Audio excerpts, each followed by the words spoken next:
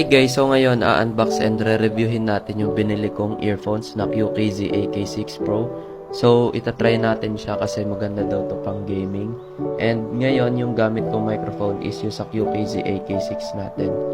So ayan, makikita nyo, pagbukas pa lang ng box is yung earbuds. And then nakahiwala yung wire niya. And may kasama nga pala siyang freebies. Ito ata yung pamalit sa earbuds, yung black, yung natatanggal. So ayan yung wire natin, napakaganda. Diyan mo ikakabit yung earbuds. So mamaya titignan natin kung paano ikabit.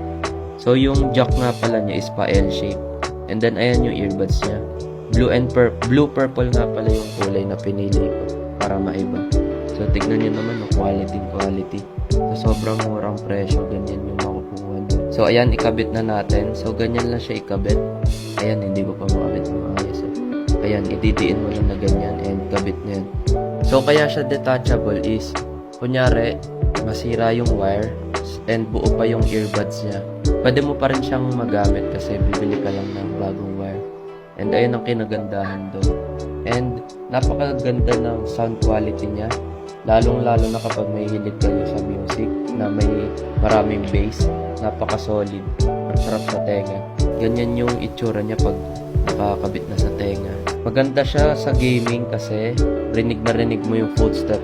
Pati rinig mo na ata kung ano ginagawa ng kalaban kahit nag-i-spectate lang.